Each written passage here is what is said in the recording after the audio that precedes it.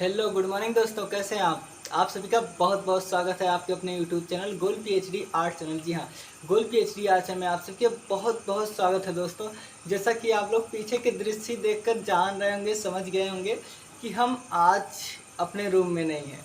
बिल्कुल सही, आज हम लोग अपने रूम में जो है नहीं है। तो हमने आज जो है आपका आज लाइव क्लास भी नहीं चल पाया है, इसलिए यहाँ पर आज हमारे यहाँ लाइट को लेकर बहुत बहुत प्रॉब्लम है। तो मैं सोच रहा हूँ कि ये भी आपको जो है वीडियो 1-2 बजे अपलोड हो जाएगा आराम से। क्योंकि देखो, अगर निरंतरता एक बार टूटती है ना तो जल्दी नहीं आ पाती है भाई, मैं तो जानता हूँ ना। तो देखिए, आज हम ना तो मार्कर के सहारे पढ़ेंगे ना तो वाइट बोर्ड के। आज हम लोग जो है इसे चर्चा पर चर्चा करेंगे। और आज हम कहते हैं ना कि गागर में सागर, ठीक है, गागर में सागर भरना। तो आज हम गागर में सागर समाहित करने का प्रयास करेंगे, ठीक है दोस्तों। तो देखिए, इसके पहले हम लोग चर्चा पर चर्चा किए थे कि चित्रकला की दृष्टि से अकबर के कालीन जो कलाकार थे, तो आप लोग जानते हैं कि पहले जब बाबर का समय आया था, किसका, बाबर का जब समय आया, तो वहाँ पर जो है जिसको पूर्व का राफेल कहते हैं, बिहजाद उनके साथ आया। तो वहाँ पर जो है कुछ ज़्यादा नहीं कर पाए थे बाबर। लेकिन हाँ, बाबर का शासनकाल जो है भारत में, वो कब से है बताइए। बिल्कुल, वो 1526 से लेकर के 30 तक, यानी कि 4 साल तक किया। लगे हाथ आप ये भी जान लीजिए, देखिए कि बाबर जो है वो 4 वर्ष तक शासन किया था। उसके बाद उसकी मृत्यु हो गई। फिर उसका बेटा आया हुमायूं, वो 26 वर्ष तक शासन किया। फिर हुमायूं का बेटा आया अकबर, वो 50 वर्ष तक शासन किया। उसके बाद कौन आता है, तो अकबर के बेटे का नाम सलीम, जिसे जहांगीर कहते हैं। हाँ बिल्कुल, तो वो जहांगीर जो है ये शासन कब किया था, तो जहांगीर शासन किए थे 30 वर्ष तक। और उसके बाद शाहजहां शासन किए थे 22 वर्ष तक। और औरंगजेब शासन किए थे वो भी लगभग 50 वर्ष तक। यानी कि अकबर, आ से अकबर और आ से औरंगजेब है ना, तो ये दोनों 50-50 वर्ष हो गए। और उसके बाद आपका कौन आता है, देखिए उधर 4 वर्ष जो बाबर का है और 26 वर्ष इधर ऐड कर लो, हो गया आपका 30 वर्ष। तो 30 वर्ष ये और 30 वर्ष जो है शाहजहां, 30 वर्ष ये हो गया। यानी कि आपका जो है 4 लोगों का जन्म क्लियर हो गया। कोई सेम ही है, बस केवल ऊपर नीचे आप लोग जोड़ते घटाते हुए चलो। और आपका जो बच्चे, कौन बच्चे, आपके जहांगीर बच्चे, वो जो है आपके हैं 22 वर्ष। तो देखिए, हम लोग इसके पहले चर्चा किए थे कि अकबर के कालीन जो है 16वीं शताब्दी में कौन आया था, तो मीर सैयद अली आए थे। तो इनको जो है जुदाई की पदवी दी गई थी। किस चीज़ की, जुदाई। और इनके पिता का क्या नाम था, तो इनके पिता का नाम था मंसूर। हाँ, एक जहांगीर के काल में कलाकार थे मंसूर, ये वो मंसूर नहीं है। हाँ, नहीं तो आप ये कहो कि जो है पहले पुत्र ही आ गया, नहीं नहीं, ऐसा नहीं। उनके भी पिता का नाम मंसूर था, ठीक है। और ये आए कहाँ से थे, तो ये ईरान से आए हुए थे। हुमायूं सत्ता पाया, फिर उसके बाद हार गया। फिर जब वो पुनः आया वहाँ से 55 में, 1555 में, तब उसके सत्ताधीश होने के बाद जो है अब्दुल समद सिराजी और मीर सैयद अली आए थे 16वीं शताब्दी में। इनके जन्म के बारे में इससे ज़्यादा नहीं वर्णन है, केवल यही वर्णन है कि ये 16वीं शताब्दी में जो है हुमायूं के शासनकाल में भारत आए थे। और इनको जो है हुमायूं मीर अब्बास की जो है पदवी देता है, ये प्रधान कलाकार की पदवी देता है। साथ ही साथ इनको जो है, इसने जब हमजानामा लिखा जा रहा था तो इन्होंने वहाँ पर प्रधानता की पूरा का पूरा जो है जिम्मेदारी से कार्यभार को संभाला था। और ये ग्रंथ पूरा नहीं हो पाया, इसके मध्य में मृत्यु हो जाती है किसकी, मीर सैयद अली जी की। जब मृत्यु हो जाती है तो उसके उपरांत, ठीक है, इनके मृत्यु के उपरांत जो है अब्दुल समद सिराजी उनके स्थान पर सुशोभित होते हैं, यानी कि प्रधान कलाकार की पदवी ये पाते हैं। अब हम देख लेते हैं मीर सैयद अली के जो है चित्र। तो मीर सैयद अली के चित्र अगर आप ऐसे देखोगे तो भूल जाओगे। हम एक छोटी सी कहानियों के माध्यम से देखते हैं। देखिए, जनरली क्या होता है कि पहले बच्चे का जन्म होता है, फिर वो और बड़ा होता है, फिर वो पढ़ने जाता है। तो जब वो पढ़ने जाता है तो जाता ही है, जानते ही हो। तो वहाँ जाता है तो वो एक ऐसा चेहरा ढूंढता है ना जिसे देखकर 3-4 साल काटना होता है, ठीक है। अब आइए हम पेंटिंग पे आते हैं। तो जहाँ भी आपको पूरे के पूरे मुगल काल में जहाँ भी लैला मजनू से संबंधित आए चित्र कोई भी, वहाँ आप तुरंत आंख मूंद कर जो है लगाइए किसको, मीर सैयद अली जी को। और मीर सैयद अली ग्रामीण और नगरीय चित्रण करने में वो बहुत प्रवीण थे। हाँ जी हाँ, बहुत प्रवीण थे अकबर के कालीन। अभी चर्चा पर चर्चा हम लोग कर रहे हैं अकबर के कालीन, तो वो बहुत प्रवीण थे। और साथ ही इनके जो चित्र हैं, देखिए मैंने क्या कहा, बच्चे का जन्म होता है तो पहले है मजनू का जन्म, उसके बाद है लैला मजनू। लोग जब जान जाते हैं ना तो ऐसे होता है, ओ यार उसका उसके साथ, इसका इसके साथ, कॉलेज में होता नहीं फ्रेंड लोग करते हैं, हाँ सभी लोग करते हैं। तो ऐसे ही लैला और मजनू जो है, पहला चित्र हो गया मजनू का जन्म, दूसरा लैला मजनू, और तीसरा होता नहीं कि लोग फॉलो करते थे, ऐसे मजनू भी फॉलो करते करते जो है चला गया लैला के यहाँ, वो बहुत लात खाया, ठीक है, हाँ बहुत मार खाया। तो जहाँ पर आपको पेंटिंग मिलेगी जो है मजनू को प्रताड़ित करते लोग, तुरंत आप वहाँ भी मीर सैयद अली को लगाइएगा। और मजनू जंजीर में जकड़ा हुआ मजनू, वहाँ भी यही इन्हीं का चित्र है। उसके बाद देखिए, जब कोई किसी को मारता है तो शहर में तो नहीं लेकिन गांव में कहते हैं कि बहुत बेरहम आदमी है, हाँ कहते हैं बहुत बेरहम आदमी है ना। तो वहाँ से बेरहम से रहम ले लो, ठीक है, रहम। अब देखिए, गाय की हत्या करता, ठीक है, गाय की हत्या करता जेहान, ये भी इनकी पेंटिंग है। तो जब कोई गाय की हत्या करता है तो भाई ये बहुत गलत काम है, आप लोग जानते ही हो। हाँ, तो जिसके अंदर कोई रहम नहीं होता ना, वही लोग ये सब काम करते हैं। तो वहाँ से रहम से आप बरहम लीजिए, क्या बरहम, बरहम। और इसके बाद जो चित्र है वो है बरहम और गणेरिया, क्या बरहम और गणेरिया। और इसके बाद है मंसूर, जो कि मीर सैयद अली जी के पिताजी हैं मंसूर। तो हमने आपको कितने चित्र बताया, देखिए पहला मजनू का जन्म, लैला मजनू, जंजीर में जकड़ा हुआ मजनू, और मजनू को प्रताड़ित करते लोग, गाय की हत्या, बरहम और गणेरिया, और उनके पिताजी, यानी कि हमने जो है टोटल 8 चित्र बताए। तो इन 8 चित्र से मिलता जुलता जब भी आपको मिलेगी, वो मान लीजिए कि आपको लैला मजनू से मिलता कोई भी मिले, क्योंकि 8-10 चित्र बनाए हुए हैं, ठीक है। तो आप तुरंत जो है लगाइएगा मीर सैयद अली जी को, ठीक है। और इनको जुदाई तो उपाधि मिली थी, इसके साथ ही साथ इनको नादिर उल अस्त की मिला था, क्या नादिर उल अस्त की पदवी भी इनको मिला था, किसको, मीर सैयद अली जी को। अब इसके बाद देखिए, ये हम लोग क्यों रिवीजन कर रहे हैं तेजी से, क्योंकि इसके पहले हम वीडियो अपलोड कर चुके हैं और आप लोग देख चुके हो। हाँ, तो इसी के दौरान जो है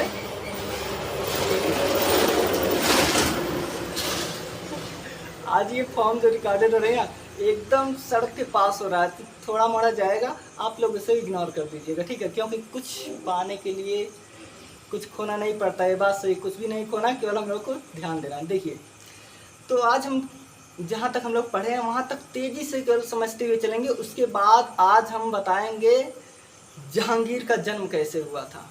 पूरा जितना आप जानते हो ना वो सब आप फर्जी चीज़ जानते हो, बिल्कुल। और आज हमारे कुलदीप भाई ने कमेंट करके ये पूछ रहे थे कि सर जो है कौन सी बुक से आप पढ़ाते हो। तो भैया मैं एक बुक से ना तो पढ़ता हूँ ना तो पढ़ाता हूँ, कुछ चीज़ें खुद पढ़ता हूँ, कुछ हमारे टीचर बताते हैं, तो वही सब मिलाकर आप लोगों को बताता हूँ। तो देखिए, इसके बाद हम जो है अब्दुल समद सिराजी के विषय में चर्चा करते हैं। तो अब्दुल समद सिराजी भी कहाँ से आए थे, ईरान से आए थे, ठीक है। सब कुछ सेम प्रक्रिया है, लेकिन देखिए अब्दुल समद सिराजी के जो कला गुरु थे, कौन, जो इनके कला गुरु थे वो बिहजाद थे, जी हाँ वो बिहजाद थे। अब देखिए, मीर सैयद अली ग्रामीण और नगरीय जीव चित्रण जो है बहुत बेजोड़ करते थे, और आपके अब्दुल समद सिराजी ये पशु जो है बनाते थे, ठीक है, बिल्कुल ये पशु पक्षी जो है बहुत अच्छे बनाते थे। कौन, अब्दुल समद सिराजी। इनको 40 गांव, हुमायूं जी जो है इनको 40 गांव दिए थे, किस रूप में, मनसबदार के रूप में, कि आप इस 40 गांव का जो है देख रेख करो, वहाँ से जो कर आए उसको हमें दो और उसमें से आप अपने जो है खर्चे निकालो। यूँ मान लीजिए कि जैसे आजकल क्या होता है कि जैसे आजकल ठेकेदारी नहीं होती कि हाँ कि इतना ज़मीन का या इतना जो घर और बन रहा है इसका मैं ठेका लूँगा, तो ऐसे ही उनके देख रेख में अब्दुल समद सिराजी के जो है इन्होंने 40 गांव दे दिए थे। ठीक है, अब देखिए ये ग्रंथ लिखने में बहुत बेजोड़ थे। देखिए कलाकार हैं, सिंपल सी बात है भाई, ये किसी न किसी विभाग में बेजोड़ तो रहेंगे। हाँ बिल्कुल रहेंगे। तो देखिए इसके बाद क्या होता है ना कि तैमूरनामा, ठीक है, तैमूरनामा, अकबरनामा, हमजानामा और अलवर, वो जो पंचतंत्र है उसका फारसी अनुवाद में क्या है, अलवरे सुहेली। और ये जो रज्मनामा है ना, ये जो महाभारत है इसी का फारसी अनुवाद है। अब अगर किसी मुस्लिम से ये पूछ लो भाई आप महाभारत पढ़ते हो, बोलेगा नहीं, लेकिन ये पूछ लो कि आप रज्मनामा पढ़ते हो, कहेगा हाँ पढ़ते हैं। ठीक है, तो यही सब है। तो देखिए ये रहे आपके अब्दुल समद सिराजी। अब हम बात करते हैं दसवंत। दसवंत कौन था? देखिए दसवंत जाति का कहार था। क्या था? तो दसवंत जो है जात का कहार था। तो ये अकबर के काल में ये था। तो क्या होता है कि एक बार ये डोली उठाने के लिए आता है, तो वो वहाँ पर देखिए सिंपल सी बात है कि जब शादी वादी होता है तो लेट लपेट होते ही रहते हैं। तो वहाँ जो व्यवस्था था वो थोड़ा जो है ढीला था, यानी कि लेट था। तो जो कलाकार होते हैं ना, जिनके या कोई भी विभाग में ले लो, तो जिसके अंदर हुनर रहता है ना, वो कहीं ना कहीं से निखरने लगता है। तो वो वहाँ से एक मिट्टी उठाए और वहाँ दीवार पर जो है, देखिए कुशल तो थे नहीं कि हूबहू चित्र बनाएंगे, लेकिन वो जो है दीवार पर अंकन करने लगे। तो उसी समय जो है अकबर देख लेते हैं और वो परख जाते हैं कि ये जो कहार है पालकी उठाने वाला, इसके अंदर वो कुशलता है, बस केवल निखारने की ज़रूरत है। तो उन्होंने उससे कहा कि बेटा तुम ये जो कहार वहार की डाली वाली उठा रहे हो, ये सब बात की बात है, आप क्या करो कि आप जो है सीधे चले जाओ अब्दुल समद सिराजी और मीर सैयद अली के संरक्षण में, और वहाँ आप चित्रकारी सीखो। तो वहाँ पर वो जाते हैं, तो वहाँ पर एक भित्ति चित्रण बहुत बेजोड़ बनाते हैं। यहीं से मुगल काल में भित्ति चित्र प्रारंभ होता है। बिल्कुल, भित्ति चित्र यहीं से प्रारंभ होता है। और देखिए भित्ति चित्र के साथ साथ ये चित्र देवी देवताओं के चित्र बहुत अच्छा बनाते थे। सिंपल सी बात है, जब देवी देवता का चित्र बनाएंगे तो उसमें राक्षसाकृत जरूर बनाएंगे। तो जब वो राक्षसाकृत बनाते थे, कौन? दसवंत, नाम याद रखिए, ठीक है। तो जब वो बनाते थे तो राक्षस की इतनी बेजोड़ बनाते थे ना कि अगर कोई आम आदमी जाए देखने ना तो उसका तो भला ही हो जाएगा। तो क्या हुआ कि वो अकेले बनाते थे, और कोई भी चित्र अगर आप बना रहे हो ना, तो पहले आपको उस सिचुएशन में जाना पड़ेगा। बिल्कुल, अगर आप सामाजिक जैसे आप दुख से संबंधित बना रहे हो, विलासतापूर्ण जब बना रहे हो या वीर रस में बना रहे हो, तो आपको पहले उसमें जाना पड़ेगा आंतरिक रूप से, फिर वो भाव झलकेगा चित्रों पे। तो सिंपल सी बात है कि जब ये राक्षसाकृत बनाते थे, इनके दिमाग इधर उधर से लगाते ही रहे होंगे। तो क्या हुआ कि ये बनाते तो थे, फिर लास्ट में क्या हुआ कि इनका दिमाग हो गया खराब। अब दिमाग खराब मतलब ये कलाकार के पास चक्कू तो रहता ही है, तो इन्होंने अपनी गर्दन काट के आत्महत्या कर लिए थे। कौन? दसवंत, ठीक है, नाम याद रखना। ये अपनी हत्या कर लेते हैं। जब हत्या और चक्कू की बात आती है तो एक बात और आपको याद आएगा कि जब हम लोग जो है पढ़ रहे थे यूरोपीय कला, तो वहाँ पर एक वांग वांग नाम आता है। क्या? वांग वांग, उत्तर काल के है ना कलाकार, वांग वांग आपके हो गए। और कौन? माइकल एंजेलो हो गए, राफेल हो गए, ये सब है ना उच्च पुनर्जागरण के कलाकार। तो क्या हुआ था कि ये वो अपनी प्रेमिका को अपना कान काट कर दे दिए थे। और कौन? वांग वांग। और ये यहाँ पर भारत में जो है मुगल काल में दसवंत क्या करते हैं, ये अपने चक्कू से जो है गर्दन काट कर आत्महत्या कर लेते हैं। लेकिन एक बात है कि ये इसके साथ ही साथ मुगल काल में सर्वप्रथम ये भित्ति चित्रकारी तो करते ही थे, इनके चित्रों में जो है दूरदृष्टि लघुता, जिसे परिप्रेक्ष्य कहा जाता है, जिससे आप जो है किसी दूर की चीज़ और नज़दीक की चीज़ों में अंतर कैसे दिखाया जाए उसी को जो है कहते हैं दूरदृष्टि लघुता, चाहे कह लीजिए और चाहे परिप्रेक्ष्य कह लीजिए। तो परिप्रेक्ष्य जो है इनके चित्रों में यहीं से प्रारंभ होता है। अब देखिए आईने अकबरी के अनुसार प्रथम नंबर पर आता है मीर सैयद अली जी, और द्वितीय नंबर पर आते हैं अब्दुल समद सिराजी, तृतीय नंबर पर आते हैं दशवंत, और चतुर्थ नंबर पर आते हैं बशावन। अब देखिए बसावन क्या करते थे, बसावन पोर्ट्रेट बहुत अच्छा बनाते थे, जिसको छवि चित्र कहते हैं, और उर्दू भाषा में हम सभी कहते हैं। तो ये बहुत अच्छे बनाते थे। और देखिए अकबर के कालीन, अकबर ने जो है दीन इलाही धर्म चलाया था, तो वो उसका सफल नहीं हुआ। उसमें जो सदस्यता लेने वाला प्रथम व्यक्ति है वो बशावन होता है, और बशावन के साथ ही साथ महेश नाम आप लोग जानते होंगे, वही महेश जिसको हम लोग बीरबल के नाम से जानते हैं। देखिए एक बीरबल और दूसरे बशावन, दो ही लोग जो है आईने अकबरी जो उसने धर्म चलाया था,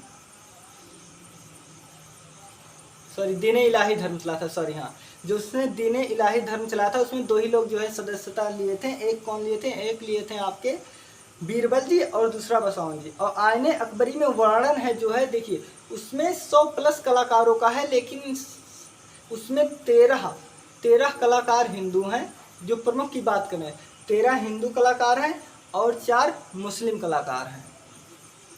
ठीक है, अब देखिए अब इतना तो हम लोग पढ़े थे, हाँ इतना हम लोग पढ़े थे, रिवीजन हो गया। अब देखिए अब हम जहांगीर के जन्म के विषय में बताएंगे। तो देखिए जहांगीर के पिता का नाम था अकबर और उसकी माता का नाम था जोधाबाई, लेकिन ये लोग एक ही शादी नहीं करते थे, आप लोग ये भी जानते हो। तो देखिए ये अकबर ये सोचता था, क्योंकि देखो जो जोधाबाई थी ये राजपूत थी ना, तो ये सोचता था कि इससे जो संतान पैदा होगा, उत्पत्ति होगी, उसके अंदर जो है राजपूताना खून रहेगा, और जहाँ भी राजपूताना खून रहता है वो उबाल तो मारता ही है। ठीक है, वो डरता नहीं किसी से।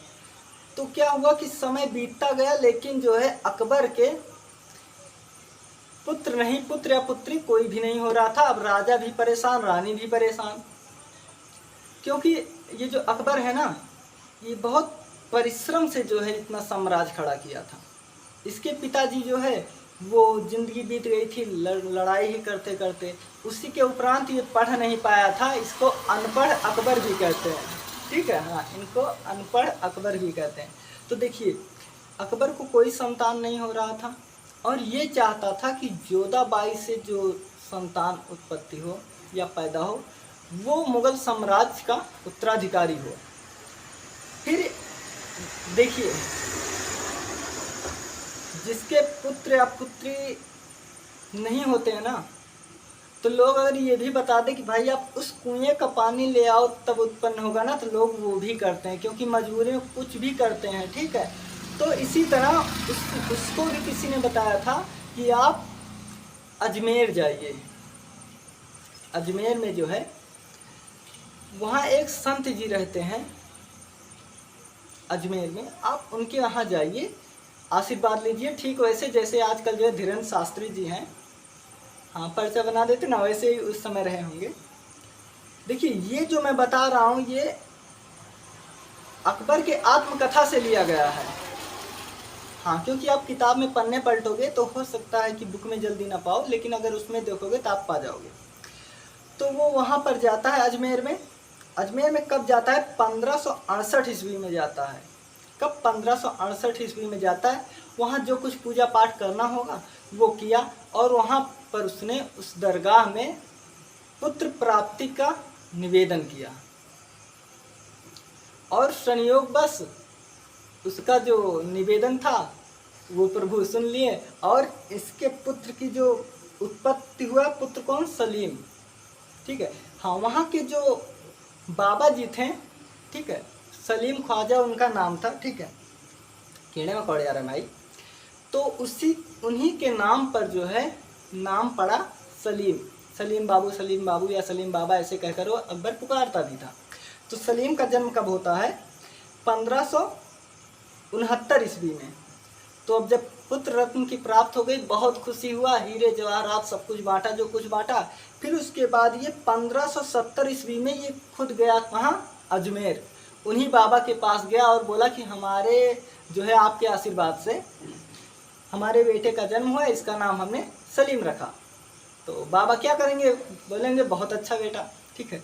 तो अकबर वहाँ पर जो है, अकबर वहाँ पर एक मस्जिद बनवाया, अकबरी मस्जिद। कहाँ, अजमेर में, उसी के पास, ठीक है, जहाँ वो बाबा जी रहते थे। तो देखिए अकबर का जन्म हो गया। अब देखिए नाम तो बाबा के ऊपर रख दिया, लेकिन वो बाबा सन्यासी थे, और ये जितने सन्यासी थे अकबर का पुत्र उतने विलासी था।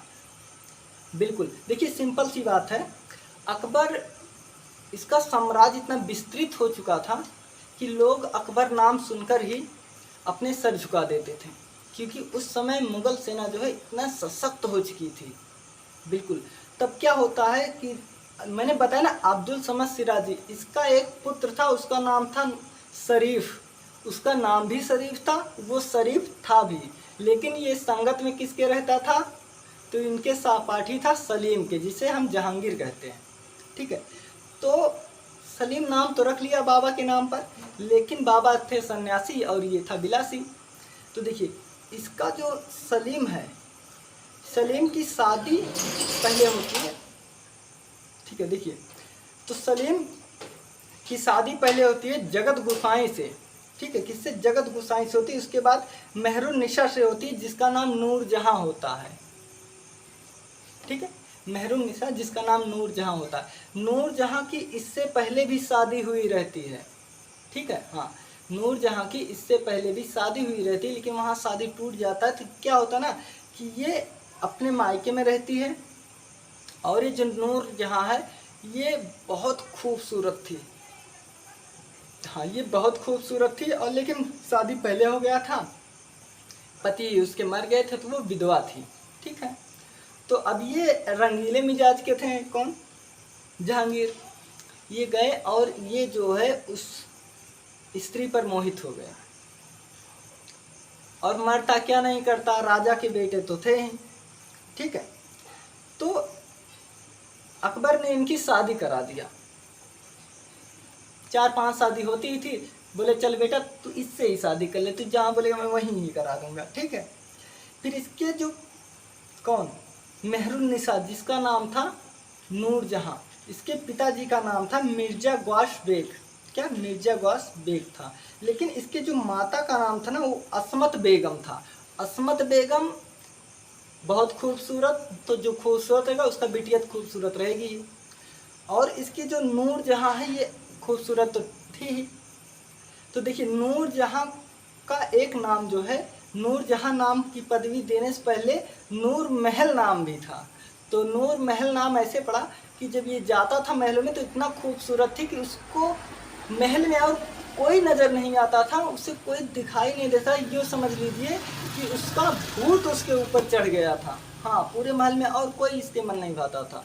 तो ये वहाँ पर नूर महल के नाम से उसको पुकारा है, ऐसा वर्णन आया है। कहाँ, अकबरनामा में ऐसा वर्णन आया है, ठीक है। अब अकबरनामा की बात हो रही तो लगे हाथ ये भी जान जाओ कि अकबरनामा का जो सबसे प्रसिद्ध चित्र है, ठीक है, अकबरनामा का जो सबसे प्रसिद्ध चित्र है वो है जहांगीर का जन्म, ठीक है। तो देखिए ये उसने अपनी बीवी को नूर जहां का जो नाम था उसे नूर महल नाम दिया।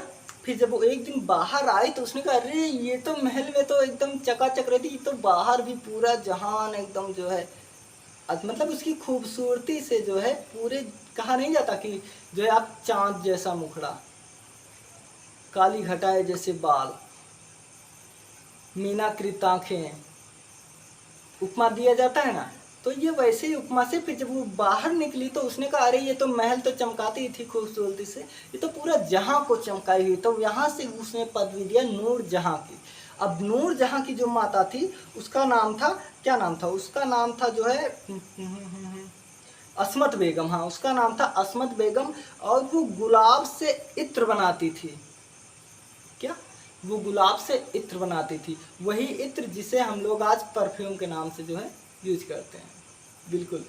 फिर उसके बाद आप यूँ समझ लीजिए कि ये जो नूरजहाँ थी उस समय का जो है ना फैशन डिजाइनर समझ लीजिए थी। हाँ, क्योंकि वो जो है कढ़ाई वढ़ाई के बहुत अच्छे अच्छे वो काम जो है कर लेती थी, कपड़े उपड़े अपने बना लेती थी, अच्छे अच्छे फैशनेबल कपड़े उपड़े भी बना लेते थे। ठीक है, कौन? नूरजहाँ। अब देखिए मैंने क्या बताया कि नूरजहाँ की पहले जो है शादी हुई थी, इसके भाई का नाम था आशफ खां, और इसके जो बेटी थी जो पहले पहले पति से जो प्राप्त हुआ था, मतलब जहांगीर के पहले, तो उसका नाम था लाडली बेगम। और मैं कहता हूँ ना कि ये लोग घर के घर ही में निपटा देते हैं, बिल्कुल। तो ये इसकी बेटी थी, क्या नाम था? लाडली बेगम। तो इसने अपनी बेटी का, कौन? जहांगीर की पत्नी अपनी बेटी का विवाह किससे कर देती है? जहांगीर के बेटे से। जहांगीर के बेटे का नाम शाहजहां है ना, तो ये उससे जो है शादी कर देती है। यानी कि अगर ऐसे देखें ना तो भाई बहन एकदम हुए ही, तो जो इन लोगों में भाई बहन नहीं होता, ठीक है, तो हम make a point of it कि ये जो है आपकी कौन थी? अब आप भी बता दो कौन बेगम थी? लाडली बेगम थी ना। तो ये लाडली बेगम का विवाह हो जाता है शाहजहां से। अब देखिए इसके बाद क्या होता है, ये जहांगीर जहांगीर जब युवा अवस्था में ही रहता है, यानी कि राजा बनने से पहले, तो इसने यहाँ पर जो है एक इलाहाबाद में एक चित्रशाला का निर्माण कराता है। किसका? इलाहाबाद में इसने एक चित्रशाला का निर्माण कराता है। कब? राजा बनने से पहले। और ये जो मैं बता रहा हूँ कि ये अकबर जो है बिलासी, सॉरी, जहांगीर जो बिलासी पूर्वक था, ये मैं नहीं कह रहा हूँ, ये डॉक्टर कृष्ण राय जी कह रहे हैं, जो कला के बहुत बड़े कला समीक्षक हैं। ये वो कह रहे हैं कि ये विलासीपूर्ण था, लेकिन इसके साथ ही साथ ये बहुत बड़ा कला पारखी था। क्या? कला पारखी। हमने पहले ही बताया कि अब्दुल समद का जो पुत्र था उसका नाम था शरीफ। ठीक है, तो कलाकार का बेटा था, तो सिंपल सी बात है वो भी कलाकारी ही करेगा। तो बचपन से ही देखिए राजा अकबर हो गए थे तो इनका नाम ही चलता था, तो ये ज़्यादा युद्ध नहीं किया था जो है कौन? जहांगीर। तो ये क्या हुआ है ना, बहुत पसीने हो रहे भाई। तो युद्ध किया नहीं, तो ये इतना अच्छा कला पारखी था कि अगर एक चित्र में कोई हाथ बना रहा है, कोई पैर बना रहा है, कोई आंख बना रहा है, तो ये देखकर बता देता कि कौन सा कलाकार कौन सा अंग बनाया हुआ है। ये इतना बड़ा कला पारखी था। तो एक बार जो है सर टॉमस रो आते हैं, ये यूरोपीय दूत हैं। ये सर टॉमस रो आते हैं, तो ये वहाँ की यूरोप की जो है मैडोना, ईसा और मैडोना, मैडोना ईसा की माता का नाम है। ठीक है, उनका नाम मैडोना भी है, मरियम भी है। ठीक है, ऐसे बहुत नामों से उनका वर्णन किया जाता है। तो देखिए शिशु और माँ, हम अगर अपने यहाँ के शब्दों में बोले तो शिशु और माँ, और उनके यहाँ के बोले तो ईसा और मरियम का उसने एक चित्र लेकर आया था। तो चित्र लेकर आया, दिखाया जहांगीर को।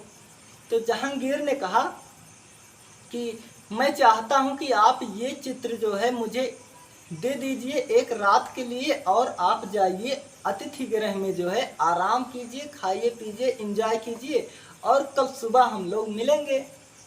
तो दूध तो थे ही भैया, तब भी उनको रहना था, तब भी तो उन्होंने दे दिया कि लीजिए सांसा, जो उसके बाद वो चले गए खाने खाने। अब उन्होंने, जहांगीर ने अपने कलाकारों को वो छवि दे दी, और उन्होंने कहा कि आप इस छवि की ऐसे चित्रांकन कीजिए कि जो टॉमस रो आए हैं वो पहचान न पाए। अब देखिए एक ही रात में 6 चित्र बन गया। कहीं कहीं आपको 6 मिलेगा, कहीं कहीं 7 मिलेगा। राकेश गोस्वामी के बुक में 7 मिलेगा, रीता प्रताप के बुक में 6 मिलेगा, और ममता बनर्जी के, नहीं ममता चतुर्वेदी, हाँ बनर्जी नाम आता है उनका ठीक है, ममता चतुर्वेदी के बुक में भी 6 आएगा। तो जैसे आप ऑप्शन देखना वैसे लगाना, वैसे ज़्यादातर जो है आपका 6 आएगा। मैं आपको 7 मिल जाए तो आप कंफ्यूज ना हो जाए, इसलिए मैं बता दे रहा हूँ, कहीं कहीं आपको 7 भी है। आयोग कभी कभी 6 माना है आयोग, और कभी कभी 7 माना है, इससे ज़्यादा करके 6 मानता है। तो उन कलाकारों ने उस चित्र का 6 प्रति बनाया, और जब सुबह हुआ, दरबार लगा, तो सर टॉमस रो भी आए और बैठे, जो एक दूत थे। तो जहांगीर ने कहा कि इनको जो है इनकी तस्वीर दीजिए। तो उस तस्वीर, जो 6 तस्वीर बनी थी, उसमें करके इनके तस्वीर को इनको दिया गया। अब सर टॉमस रो को पसीना पसीना आने लगा, जैसे मुझे आ रहा है, ठीक है। तो उनको पसीना पसीना आ गया, वो ये सोच रहे हैं। और राजा ने कहा, जहांगीर ने कहा कि आपका जो चित्र हो आप उसमें से छांट लीजिए। अब वो जो चित्र उठाते हैं हूबहू वैसे की वैसे पाते हैं। तो जब वैसे पाते हैं तो जहांगीर ने इस पर जो है व्यंग कसते हुए कहा है कि आप लोग जितना समझते हो, मुगल शासनकाल में कला को आप लोग जितना समझते हो, हम लोग उतने गए गुजरे नहीं हैं। और यही इतना शब्द जो है टॉमस रो को बहुत कुछ समझा दिया। और टॉमस रो जब पुनः यूरोप गए तो यही शब्द वर्णन किए, इसी शब्द से पूरा विस्तार समझ गए वहाँ के लोग। हाँ, सब कुछ पूरे विस्तार से समझ गए। तो ठीक है, देखिए आज लाइट भी थोड़ा ठीक नहीं है, हो सकता है लाइट कटने की संभावना। अगर लाइट कट जाएगी पूरा समय हम लोगों का खराब हो जाएगा, ठीक है। तो हम लोग जो है कल जो शुरू करेंगे वो सर टॉमस रो के आगे बात करेंगे, ठीक है दोस्तों। आप लोग अपना ख्याल रखना, टेक केयर।